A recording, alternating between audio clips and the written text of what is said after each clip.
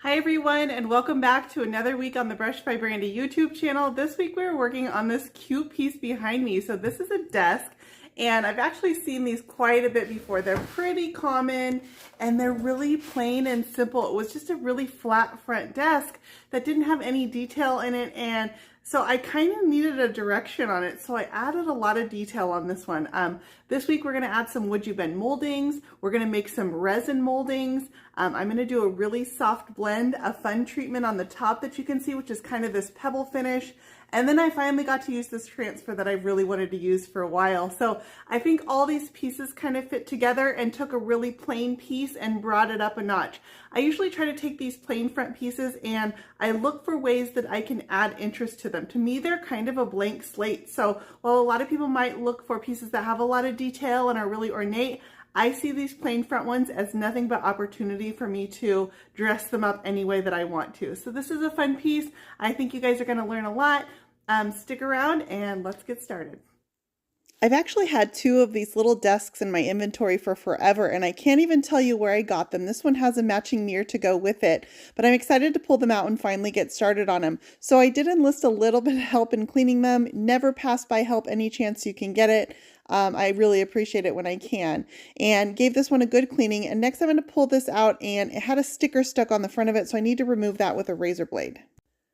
The hardware on this one was a little bit outdated, and I removed those to go ahead and clean them, but I don't think I planned on reusing them. So at this point, I didn't know what size hardware I wanted, if I wanted 1 or 2 holes. So I went ahead and left my holes free, and I'm going to go ahead and put some primer on this piece. The reason I'm going to go ahead and prime this one is because it is this really dark wood and it does have some age to it. So this could be a candidate for bleeding. Bleeding is when the oils from the wood seep through your paint finish over time, and it can cause discoloration. And so I want to go ahead and prevent that on these older pieces. The primer that I'm using is Wiesel primer in light gray. And I love this primer because it's a stain blocker and also a gripping primer in one. So it covers all my bases in just one primer. I'm going to go ahead and apply 2 coats of this Wiesel primer just using a brush, and I'm going to let them dry with 24 hours in between coats. I do go ahead and prime inside the body on this one because I plan on using lighter colors, and also because my drawer boxes fit loosely enough in the frame that I have enough room around to allow for primer and paint in there without impeding my drawers. This is the base for my paint finish, and so I do try to brush on my primer as clean as I possibly can with minimal brush strokes. I want to give my paint a nice base to lay on top of. I do use a good quality synthetic bristle brush, and then I can mist lightly with water onto my surface on the occasion that I need to, but it's not very common that I need it with this Wiesel primer. I'm going to remove all my drawers and get around the frame and also onto the edges of my drawers as well. Here's this piece with my coats of primer on it. This one is ready for paint. I initially thought that I would do this piece in sort of a plum color finish, and it's a pretty finish, so I'm going to go ahead and leave this section in the video, but I'm going to use a dark gray blue around the edges, and then this plum color and a little bit of gray to add a highlight in the center. It was a really pretty color finish, but I'm going to go ahead and save this one for another piece, I think. I did notice when I was working on this piece from the get-go that the bottom 2 drawers on either side is missing the drawer stop, and I have drawer stops to replace them, but for some reason I chose to not put them on while I was working on this piece, so it plagued me the entire time. I did end up adding those back at the end, so this will have drawer stops on it, but those bottom drawers just kept pushing in and it was driving me nuts. So if you end up liking this finish, basically what I did is I added my dark gray blue charcoal color at the very bottom of the piece. I blended a little bit of plum around the edges and just some of that light gray in the center to create this highlight. Again, it's a really pretty color combination and definitely one I'm going to be pulling out for another piece. I actually ended up doing this entire finish in this purple color, and that was when I decided that I didn't particularly want it for this piece. I wasn't really sure on what my direction is. Again, I look at these pieces with the flat fronts like a blank slate. I can kind of go whatever direction that I wanted to, and I decided that I wanted to add some more interest to this piece. For this center drawer, I'm just going to frame it out in the plum color and then add that light gray highlight into the center. I didn't bring up the dark charcoal because this is higher up on the piece, and so it didn't really make sense. I'm going to keep that color mainly focused towards the bottom.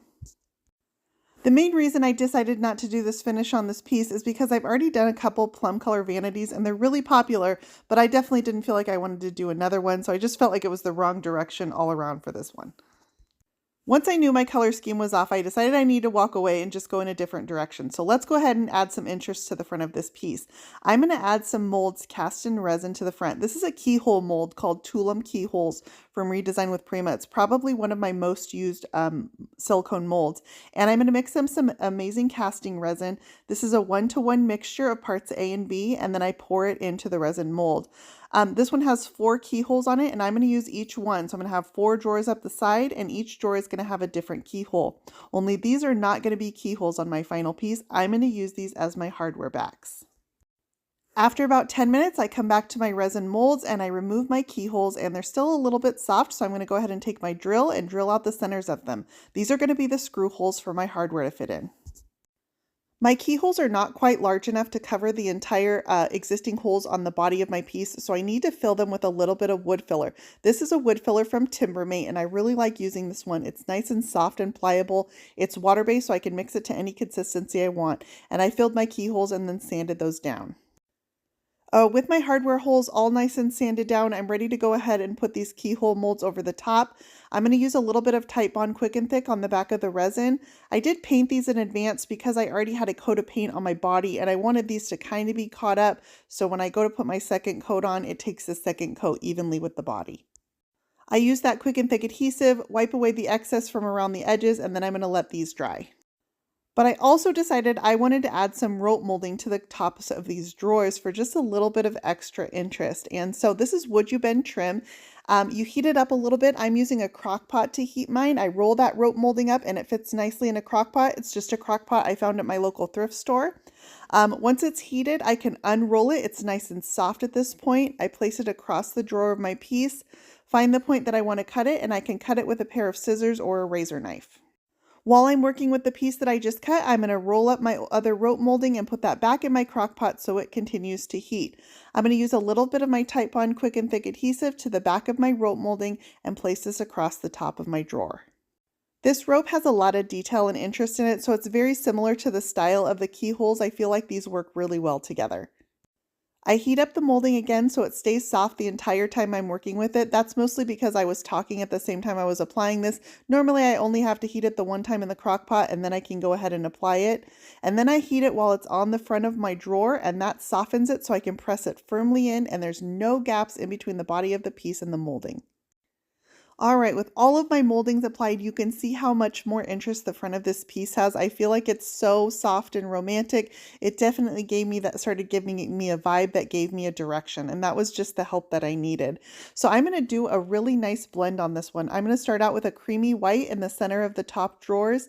That's going to blend into a sage green, and then a little touch of my plum color is going to come back in the bottom, and that blue-gray color is going to be at the very base still. So this is a blend of 4 colors. I'm applying them using my Klingon brushes. This is the Klingon S50. I ended up using a brush for each color, and I'm going to lay my color onto the body of my piece before I start working them together. I want to work small sections at a time before my paint starts setting up. So I'm going to put these 2 first colors on just these top drawers, and then I'll start working them together. Once my paint is laid on, I'm going to start brushing the colors into each other. This is going to create this nice soft blend in between the creamy white and the sage green. This has become one of my favorite brushes for blending, and this is one of the Wiesel premium brushes. This is the 1.5 inch round from them. I'll put a link to this in the description for this video. I'm just going to use a swirling motion and work those 2 colors together, and once I've got a nice blend between those, I'm going to come back and add yet another color around the edges. This is that dark charcoal blue-gray color. I'm going to pull it just up onto the top of the drawers just a little bit. I ended up doing 2 coats in exactly the same blend, exactly the same method. Once those are dry, I'll be ready to work on my next step, but let's go ahead and finish up this paint coat.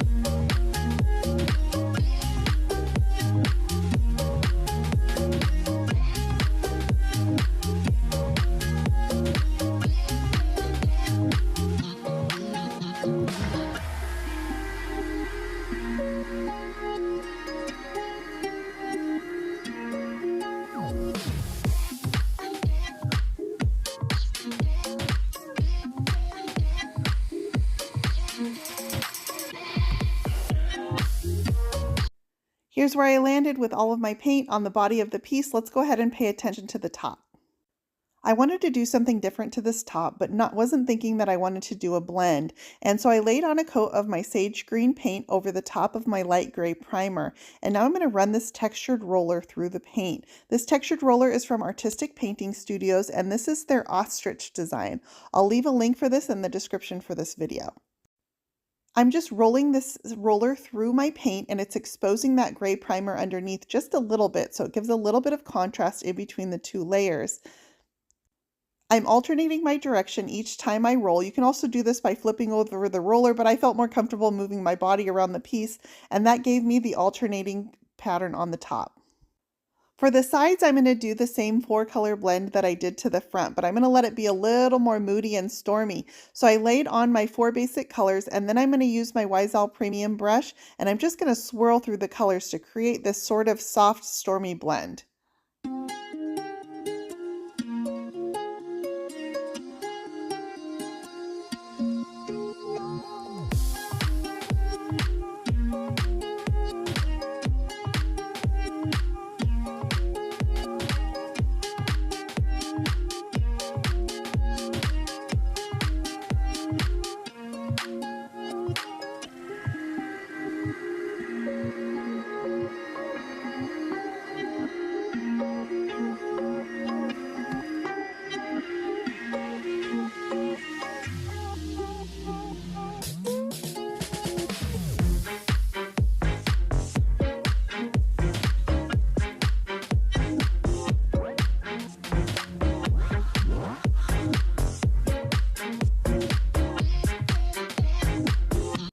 With my entire body, top and sides coated in paint, I'm going to go ahead and put a clear coat on this. And I'm using clear coat because I do plan to glaze in some of these details. And the clear coat just seals off my paint so that it doesn't absorb my glaze, and then I can wipe it back and keep a nice clean glaze look. The glaze that I'm using is black from Wise-Owl Paint, and I really like their glaze formula. It's this nice soft antique black color. I'm going to brush it into all the details on my rope molding and also my keyholes. Then I come back with a dry rag, and I'm just going to wipe away the excess, and then I use a wet wipe to clean that up and get those nice crisp details where the black just sits in the very low crevices of my moldings. You can kind of tell as I glaze this top keyhole and compare it to the bottom one how much that little bit of glaze just sets off all the details in that molding. Seeing these side by side with one with glaze on it and one without, you can see what a difference glaze makes when you put it in your details. I've had this floral transfer from Redesign with Prima forever, and I've wanted to use it because I love the soft colors in the flowers. So I chose to put this up on the top of my piece, and this is going to pull in some of those plum colors that I blended into the bottom. So you can kind of see why I chose to add that 4th color into my blend. I'm going to add one large flower to either side of this center drawer, and it's going to create symmetry in the design. So I started out just by adding the large flowers. I'm going to cut these with a razor blade into all the details, and that's because when you put a transfer over moldings, it can kind of tend to have to stretch, and I don't want it to have a tendency to tear over time. So I'll just slice it with my razor blade into those details, and that keeps it from tearing or stretching in them. I also use my razor knife to slice my transfer around my drawer openings so that those open without issue. Transfers do have a little bit of stretch to them. They're basically printing on an adhesive backing, and so you can put them really over any surface. Flat surfaces are always much easier than going over molded details. I always do the flat surface first, and then I'll come back and work them one curve at a time into the molds. I added some leaf accents around the edge of my transfer, and I really like how this ties in that plum color. Now I'm going to add some black wax accents. I'm just taking a soft synthetic bristle brush into a little bit of black wax, and I'm just feathering it around the very edges of my drawers. This is just another added layer to the paint finish, and it just emphasizes the blending that I did with paint and adds another layer of shading. You can see when I just pulled out the drawer too that I also made sure that around the edges of my drawers matches the blended finish that's on the front of the drawers. I'm also going to add a little bit of black wax just to around the outer edges of my keyholes, and this is just going to add that soft layer of shading around those as well. This black wax is from Jolie, but I love to have a nice quality black wax because I probably use that on just about every piece that I do, so it's definitely a staple worth having in your stockpile. I have a set of brushes that's dedicated just to applying waxes. I don't like to make my brushes do double duty for applying paint and wax because wax is oil-based and the paint is water-based. They can kind of impede each other. The final detail on these keyholes is a little bit of gold gilding wax. This is redesigned with Prima decor wax, and this color is called Eternal. Again, another thing I use on just about every piece that I do. I'm applying this just using my finger to along the edges of my moldings, and this is just going to highlight some of those raised areas. I drilled out the center of my keyholes all the way through my drawer fronts, and I'm going to put knobs in the very center of these. This piece also has a mirror that matches, so I went ahead and painted that to match the body of my piece using the same 4-color blend, a little bit of glaze, and a little bit of my gold gilding wax. Now it's time to give these a clear coat. I'm going to go ahead and spray these using a Husky spray gun attached to a compressor. I'm going to give 2 coats to the body of the piece and then another 2 coats to the top. I prefer to spray clear coats whenever possible. It's the only way to give a clean, flawless finish, but you can also brush or sponge on your clear coats. A flocked roller from the hardware store works really nice for applying clear coats as well. I added some really pretty glass knobs that I had in my existing hardware stash, and this piece is done. I just used the mirror for staging and a little vase of flowers. This is a vanity stool that I already had in my stash as well. So this piece is complete. I'm super glad that we tied in that plum from the base. It really brings out the pop of color in the flowers. Hope you guys enjoyed this video. As always, you can find links for everything I use in the description for this post, and you can find more Brush by Brandy on Facebook, Instagram, Pinterest, YouTube, and on my website at brushbybrandy.com. I hope you'll click that subscribe button.